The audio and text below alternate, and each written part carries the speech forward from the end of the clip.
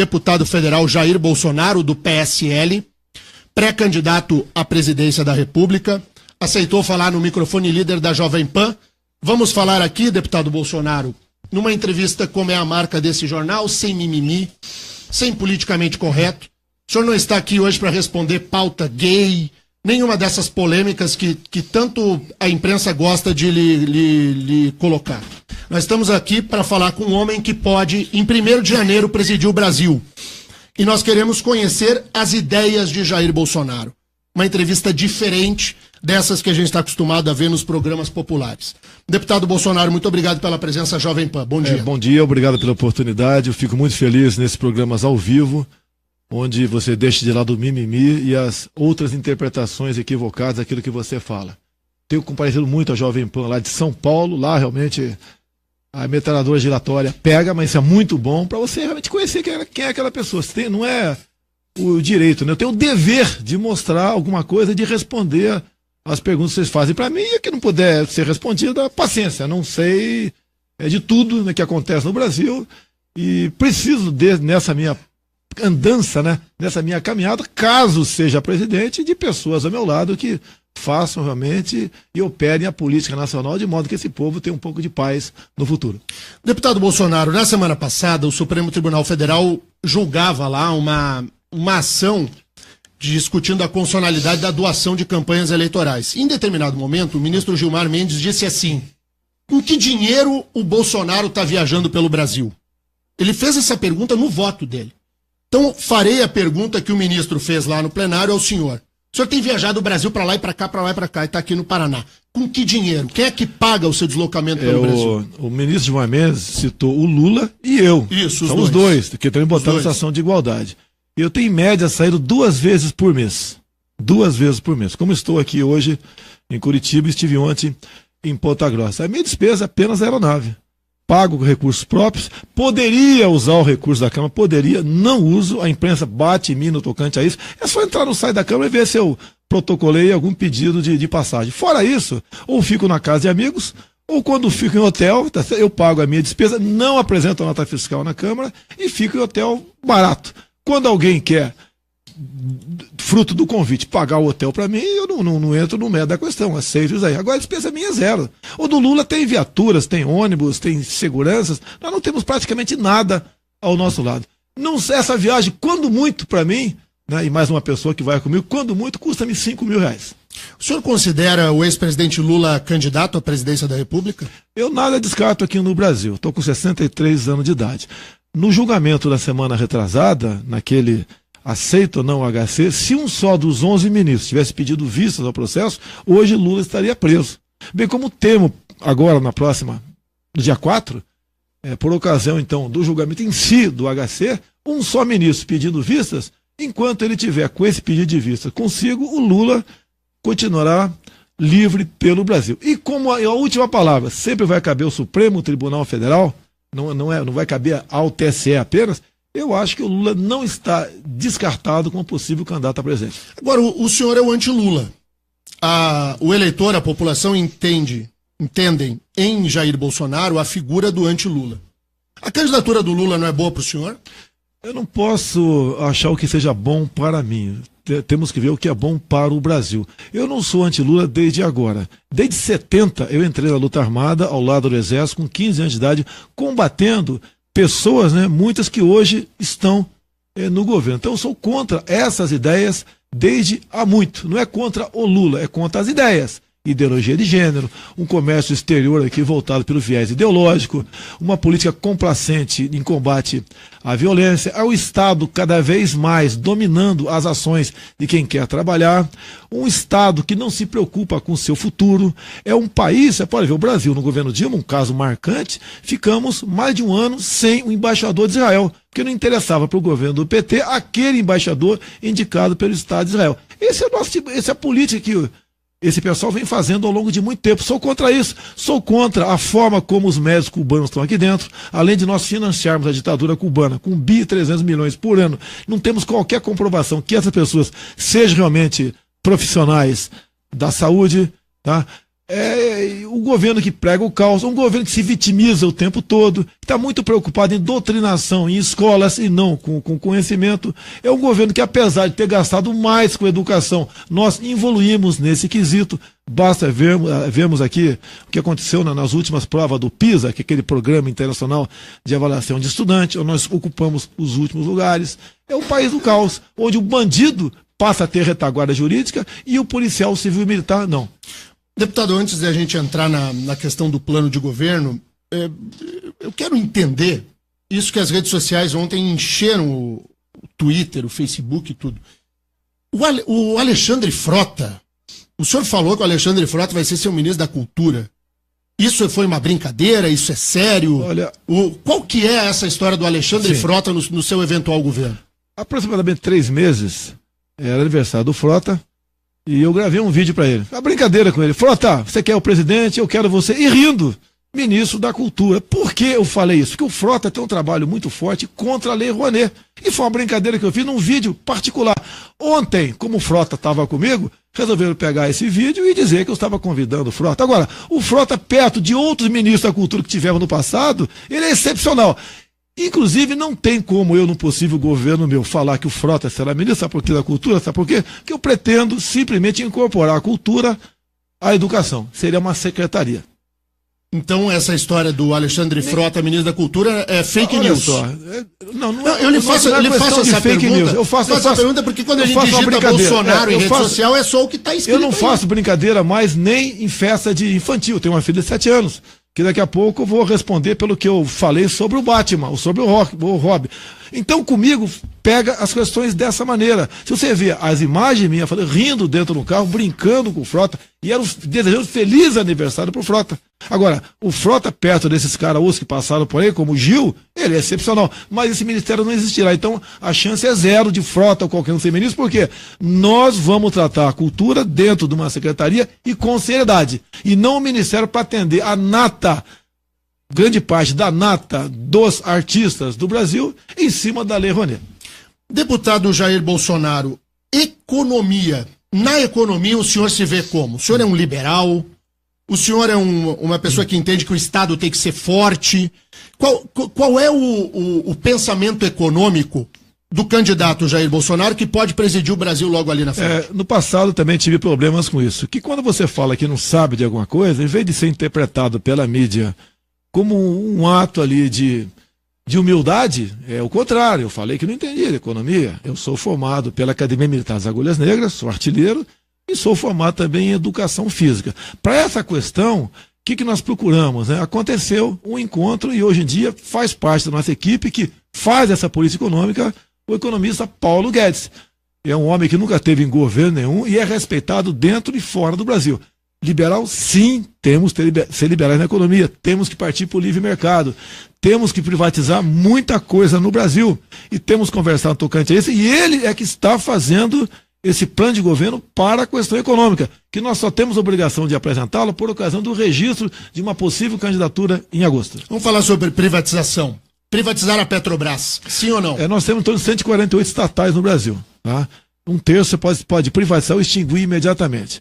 O problema que eu tenho, né, que tenho tornado público é o seguinte: nós não podemos simplesmente vender tudo que nós temos por aí. Vou dar um exemplo bem chulo para você, vai servir para o pessoal dar pancada em mim.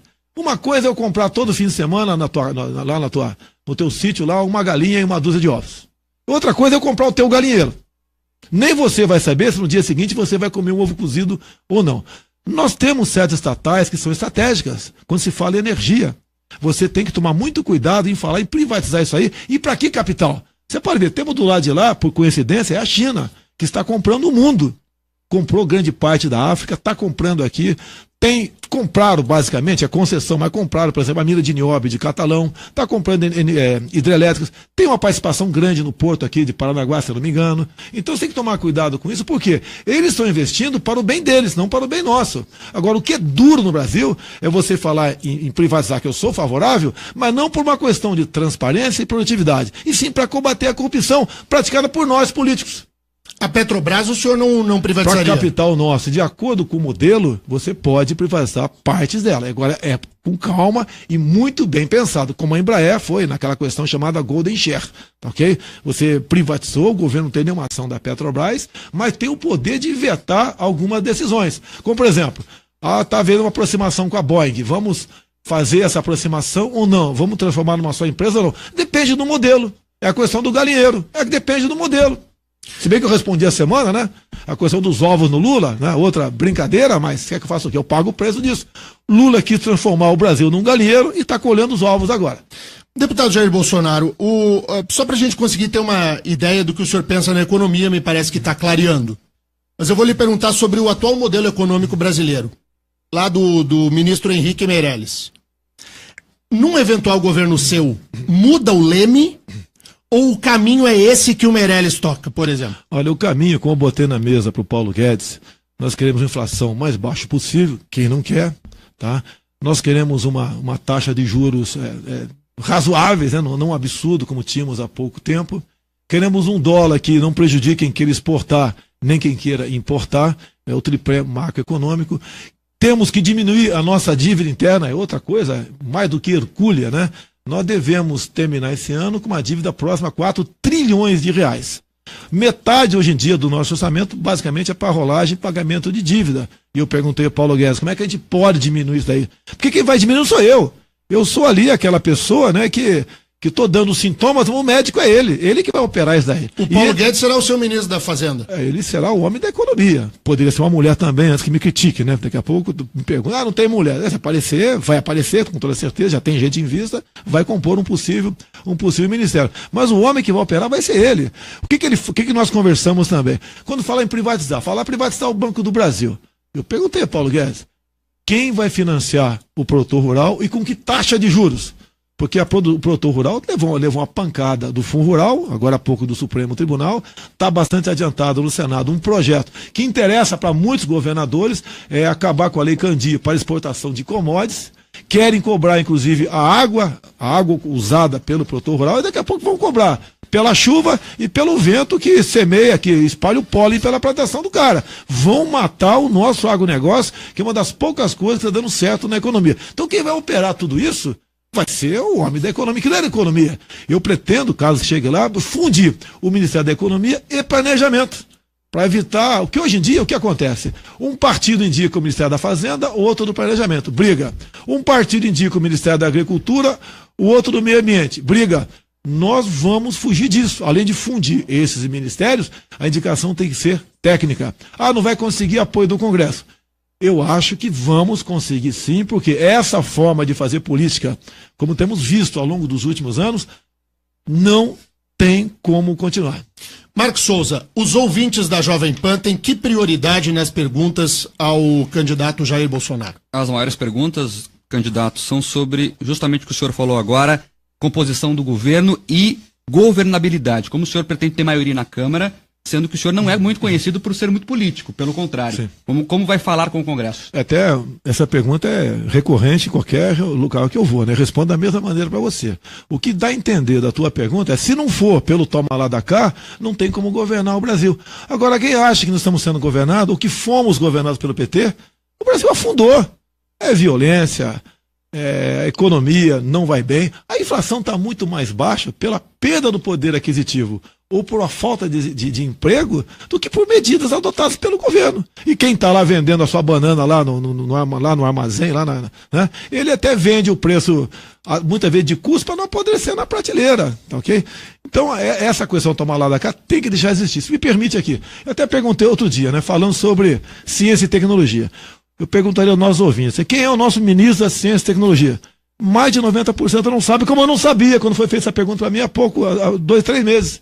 Então, uma área importantíssima, vital para qualquer país, que é ciência e tecnologia, nós temos um homem lá que não sabe a diferença entre gravidez e lei da gravidade. E eu conversei com o Marcos Pontes, o astronauta. É um homem que atualmente trabalha na NASA, está voltando para o Brasil, quer participar do futuro governo, seja como for, mas na ciência e tecnologia, com exemplos vindo de fora para dentro, diz que nós temos que ter aqui o embrião de um Vale do Silício, como o americano tem, e vendo aqui, como fiz uma viagem há pouco aqui para a Ásia, estive no Japão, Coreia do Sul, Taiwan, são países que não tem nada perto de nós. Agora que são potências, graças a isso. Eu entendi, deputado Bolsonaro, mas é o seguinte, a pergunta do ouvinte tudo bem. Essa característica. O senhor não tem no seu perfil hoje um perfil de composição partidária. Eu vou me aliar com esse daqui, com aquele ali. Não é do seu perfil. Sim. E a pergunta do ouvinte é o seguinte, eu elejo o Bolsonaro e como é que eu governo se eu não tenho apoio no Congresso? Agora, o que é governar? Olha só, eu estava no PP há pouco tempo. O meu partido é um dos mais envolvidos em desmandos na Petrobras. Essa governabilidade que os governos últimos têm conseguido é nessa base, toma lá da cá. Eu tenho um grupo de aproximadamente 40 atuais deputados federais em Brasília. Outros chegarão o ano que vem. Eu acho que a gente vai ter uma base de no mínimo 100 para a gente começar esse tipo de negociação. São parlamentares que não querem o tomar lá da cá, que querem participar do governo com indicações técnicas, para que nós possamos realmente ter política séria para o Brasil chegar a um local de destaque que ele merece, porque nós temos tudo aqui. O que falta no Brasil? Nós temos aqui a questão, nosso subsolo riquíssimo em minérios, terras agricultáveis, área para turismo, o Brasil, o povo humilde que está aí, trabalhador, né? Nós temos tudo para dar certo. Por que não dá certo? Graças a uma minoria, sim, de políticos que estão lá há décadas que contaminam os demais. Esse tipo de fazer política é diferente. Estamos botando no papel um super pacote de propostas para nós apresentarmos e ter o apoio de todos. E não é a proposta que o povo vai sofrer, muito pelo contrário, como por exemplo, desregulamentações, desburocratização. A questão ambiental é seríssima no Brasil, é tratado de forma xiita e não de forma racional. Vem agora, o governo Temer está trabalhando nesse sentido, para você criar parques marítimos, além do que nós temos no Brasil aqui. Uma área enorme, né? Só de reserva indígena, nós temos uma área maior que a região sudeste. Vamos botar na cabeça, não, subir de um avião aqui, Sudeste, São Paulo, Minas, Rio e Espírito Santo. Uma área maior do que essa, são reservas indígenas. Se você for botar no papel ali, parques ambientais, estações ecológicas, área de proteção ambiental, que nós queremos proteger o meio ambiente, mas da forma como está proposta, quase metade do território brasileiro está inviabilizado. E vão inviabilizar agora a nossa costa marítima também. Essa é a política que nós queremos? Deixa eu emendar a pergunta do ouvinte com outra questão. O senhor disse que o senhor tem um grupo lá de 40 deputados. Isso não dá 10% da Câmara. É muito pouco. E o senhor vai enfrentar uma eleição em que, para alcançar o Brasil, precisa de rádio e televisão para que as pessoas ouçam o que o senhor tem a dizer. Com o seu PSL, o senhor pisca no ar.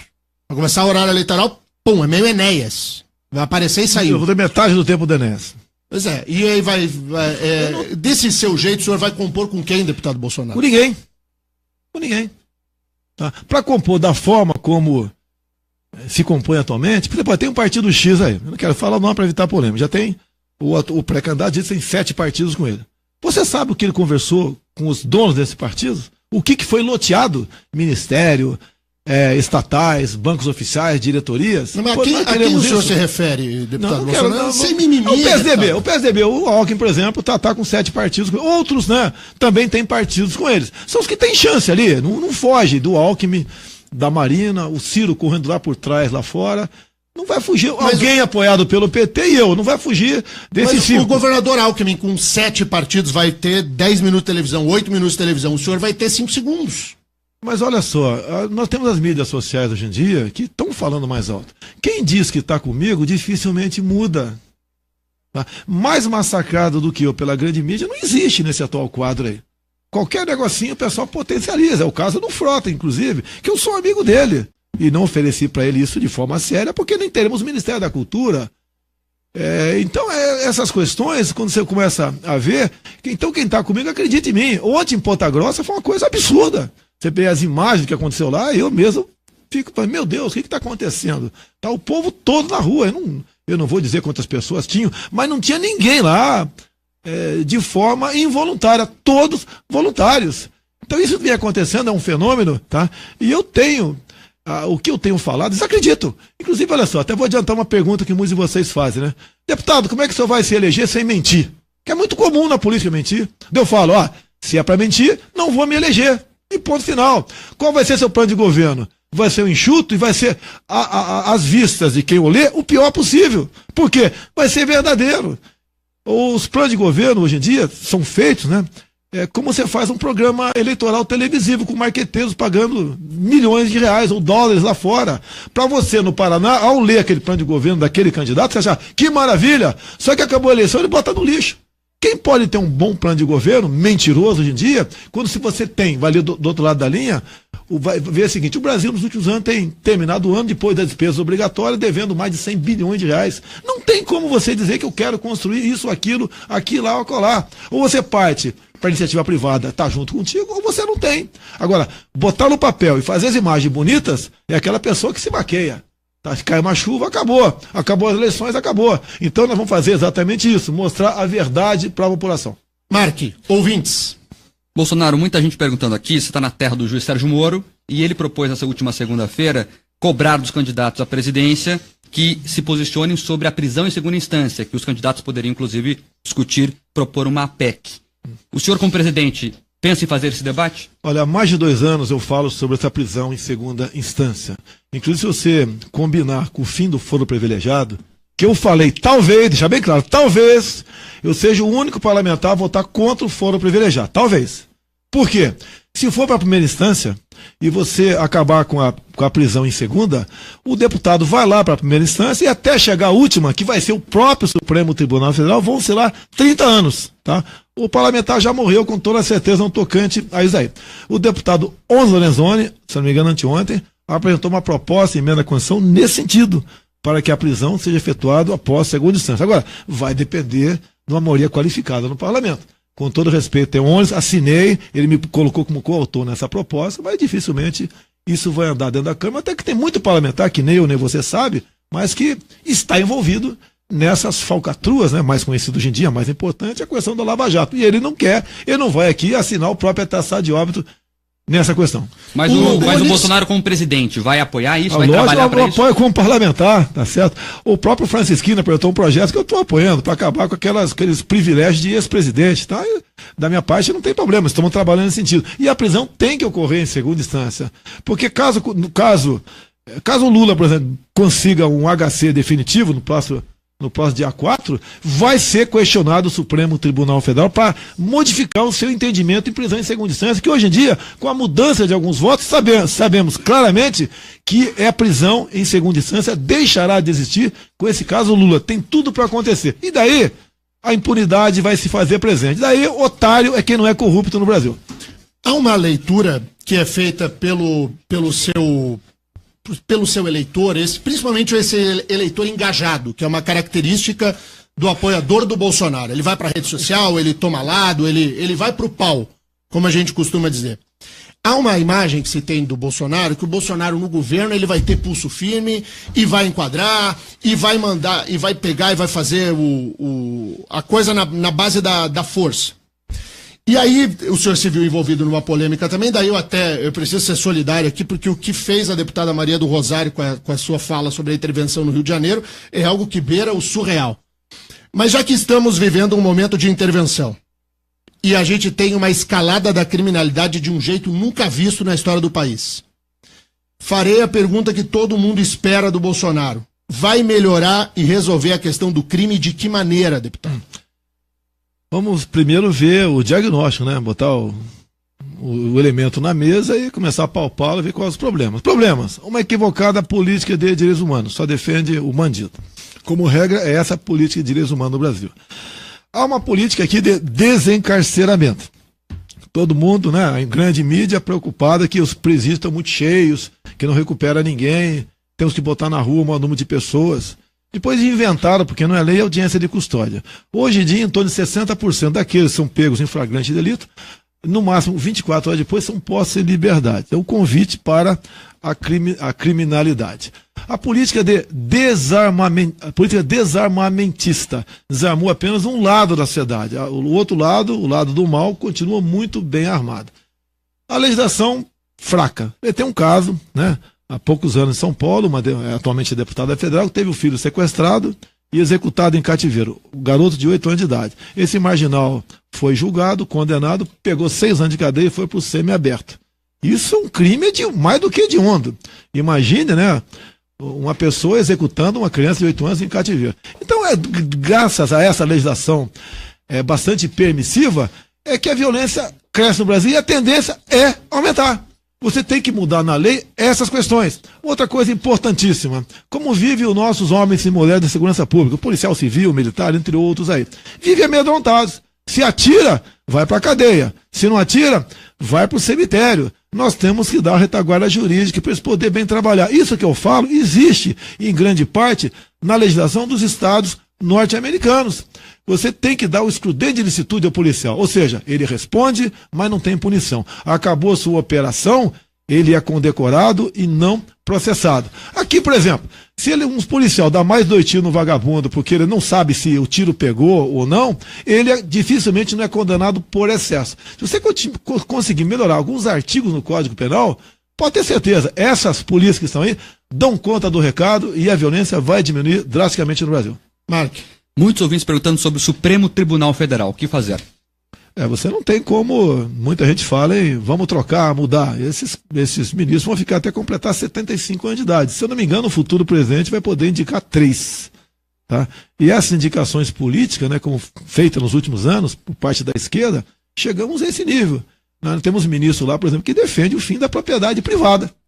Tem livros e estudos no tocante aí. Outros foram apenas aí advogados de determinados partidos no passado. Então, uma indicação feita muito por interesse do seu governo e não interesse do Brasil. Falam muito no período militar, criticam, né? Veja o padrão e as decisões e as jurisprudências dos ministros do período militar e veja de hoje em dia. Que coisa completamente diferente, né? O Supremo Tribunal Federal realmente é um Supremo extremamente respeitado. Hoje em dia, eu lamento, até gostaria que não fosse assim, mas é vítima de chacota em todo o Brasil. E eles podem estar assinando o seu atestado de óbito no próximo dia 4. Espero que isso não aconteça. Que a justiça seja feita, não mudem os seus julgados, né, as suas jurisprudências, tendo em vista a função de um elemento que já foi condenado em segunda instância. Vai, Mark. Muita gente perguntando, doutor Sérgio Moro, se o senhor indicaria ele para o STF. Não há a menor dúvida, né? Eu não conheço pessoalmente, apertei a mão dele uma vez apenas no aeroporto, até deu um bafafá terrível, né? E logo depois conversamos por uns 15 minutos por telefone, nada mais além disso, uma conversa bastante amistosa, que ligou para mim. Eu me coloco no lugar dele. É um homem que não tem liberdade para ir na padaria comprar um pão de manhã. Não pode falar que vai com a tua esposa, o seu filho, num cinema. Tem que ter 8 seguranças do lado dele. Olha a vida que ele leva. Tá? É um homem que perdeu a sua liberdade. Tem menos liberdade do que o Jorge Pisciani, presidente da Alerj, né, que ontem, ou anteontem, o ministro Toffoli deu-lhe direito à prisão domiciliar. No que depender de mim, obviamente, o senhor Sérgio Moro seria uma excelente pessoa para começar aqui a mudar o Supremo Tribunal Federal. Seria indicado para o STF, sim.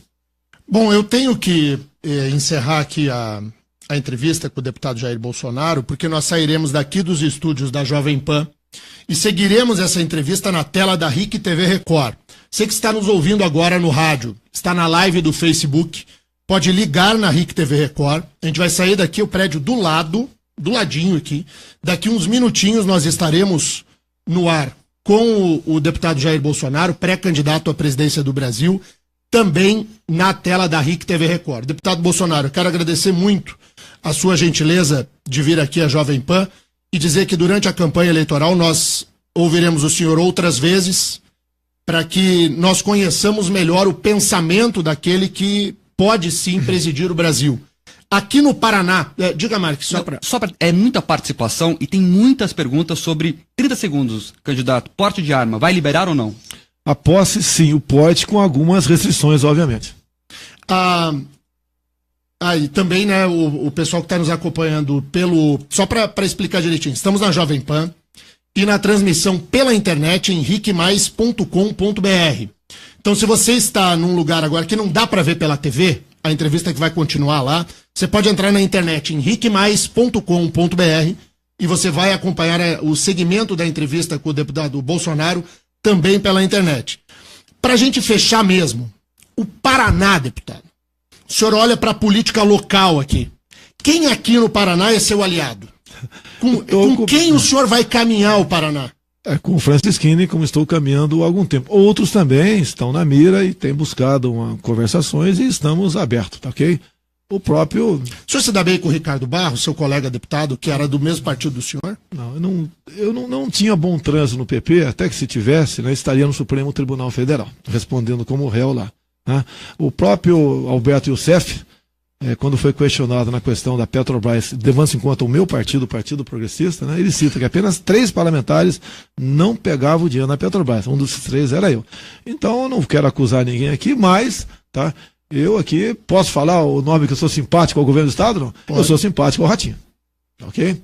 Muito bem. Então é o seguinte, seguiremos com a entrevista do deputado Jair Bolsonaro na tela da RIC TV Record e também pelo ricmais.com.br. Deputado, obrigado. Parabéns, Curitiba, pelo aniversário. Tamo juntos aí. É isso aí. Marcos Souza, valeu. Valeu, até amanhã. Terribas, um abraço. Até amanhã. Sexta-feira estaremos aqui todos ao vivo com o nosso RIC Mais Notícias. Tchau.